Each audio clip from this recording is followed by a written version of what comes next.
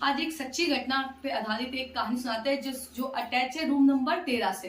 Room number 13 plus Ajabgarh Bhangarh की कहानी है। अजबगढ़ भानगढ़ का नाम सुना होगा आपने, राजस्थान में है। हॉरर किले के नाम से फर्स्ट नंबर या सेकंड नंबर पे आता है। तो एक बार दिल्ली के 3 बंदे थे, तीनों भाई बहन थे। 2 बहन 1 भाई। बहन भाई का नाम था नीतू, निकिता और सूरज। ये तीनों घूमने गए। तो काफी टाइम से नाम सुना रखा था अजबगढ़ भानगढ़ किला का। तो उन्होंने कहा चलो घूमने के आते हैं। तो फिर तीनों भाई चल दिए घूमने। सुबह से शाम हो गई, घूमते घूमते खूब पिक्स खींची, खूब इंजॉय किया। अब थोड़ा डर भी लग रहा था क्योंकि किला जब आप घूमने जाओगे ना देखना थोड़ा सा अलग है। तो उन्होंने कही चलो अपने, अब उसका टाइमिंग है शाम को बंद हो जाता है, शाम के बाद उस किले के अंदर किसी को नहीं रहने देते। तो वो तीनों भाई बहन भी निकल गए। तीनों जाते रहे अपने दिल्ली के लिए निकल गए। एक सुनसान रास्ता पड़ा, वहां पर उनकी जाके हो गई कार खराब, पूरी तरीके से खराब। तीनों भाई बहन एक तो ऐसी जगह से घूम के आए, फिर उनकी हालत खराब कि क्या होगा क्या नहीं होगा। तो सूरज थोड़ा हिम्मती था, उसने जाके देखा कि कहीं होटल हो। कहीं होटल नहीं मिली। अब सुनसान एरिया में बहुत ज्यादा परेशान हुए, क्या करे क्या नहीं करे। तो उनको एक सुनसान एरिया में एक मतलब थोड़ी सी ठीक ठाक होटल थी, वहां पर गए। तो उन्होंने कही कोई रूम खाली है। तो उन्होंने कही कोई रूम खाली नहीं है। फिर वो जाने लग गए निराश होकर। उन्होंने देखेंगे क्या करना है, रात के 2 बजे थे। तो होटल का मैनेजर आया। तो उन्होंने कही रूम तो खाली है लेकिन रूम नंबर 13, जैसा कि यस यस यस, तो रूम नंबर 13 खाली है। तो फिर उसने कहा ठीक है चलते हैं देख लेते हैं। तो जैसे रूम नंबर 13 के ऊपर सबने कहानी बना रखी, तो वो थोड़ा मान रहा था कि अंधविश्वास है, ठीक है जो भी होगा देखेंगे। तो उन्होंने रूम नंबर 13 में रहना डिसाइड कर लिया। अब जो निकिता थी उसने बहुत ज्यादा मतलब मेकअप, थोड़े से कपड़े भी ऐसे परफ्यूम वर्फ्यूम लगा के खूब फोटोज वोटोज खींची।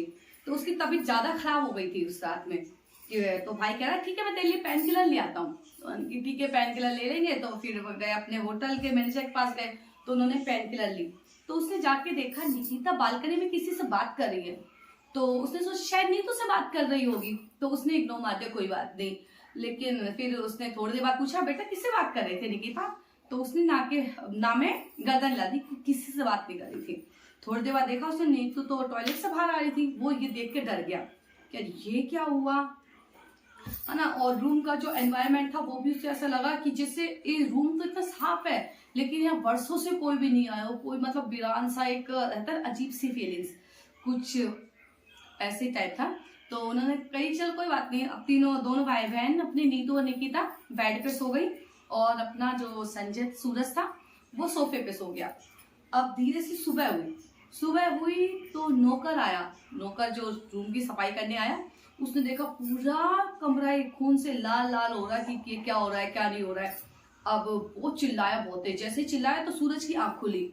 उसने देखा कि नीतू नीचे गिरी हुई है। निकिता का मतलब निकिता तो मरी गई, इतनी हालत खराब थी उसकी। नीतू के सिर से खून बह रहा था। उसने मैनेजर को बुलाया, मैनेजर ने एम्बुलेंस करवा के डॉक्टर के पास भेजा। तो निकिता को तो ऑन द स्पॉट डेथ घोषित कर दिया था। और नीतू का था कि उसकी बेहोश था तो उसको थोड़ा ट्रीटमेंट करके उसकी दवाई वाई करवाई। तो अब भैया ने पूछा कि बेटा क्या हुआ नीतू। तो उसने कहा कि मुझे तो कुछ भी याद नहीं है, बस रात में निकिता दीदी थोड़ी सी बड़बड़ा रही थी बालकनी में जाके। तो संजय ने कहा क्या कि मैंने भी देखा था उसको बड़बड़ाते हुए। तो आने के अब क्या करे भैया। तो फिर जब तक एक साया दोनों भाई बहनों के पीछे ऐसे साया निकिता के साया के रूप में कि तूने मुझे, लड़के की आवाज मारने लगा कि तूने मुझे मारा है, मैं अब तुझे छोड़ूंगा नहीं। तो अब ये दोनों देख के डर गए। उन्होंने कहा चलो मैनेजर से पूछते हैं कि क्या हुई। उन्होंने पुलिस को सारी वारदात बता दी। तो फिर देखने गए तो अगले दिन सूरज वो क्या बोलते हैं मैनेजर भी मरा हुआ। तो ये देख के उसकी हालत खराब। तो उन्होंने कही कि चलो नौकर से पूछते हैं कि क्या हुआ है क्या नहीं हुआ। तो नौकर ने कहा कि इस कमरे को कभी किसी को नहीं देते, यहाँ पर प्रेत बाधा है तो ये रूम नंबर नहीं देते हैं। और यहाँ पहले भी 2-3 लोगों की मौत हो चुकी है।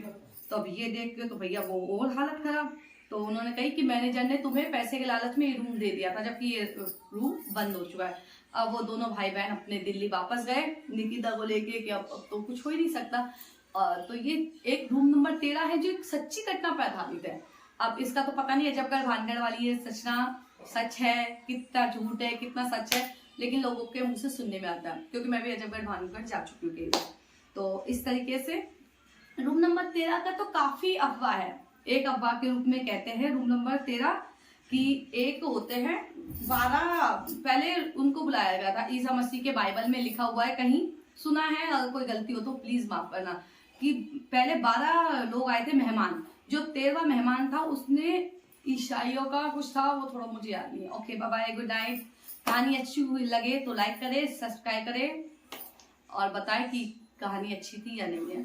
Okay bye bye, bye, love you.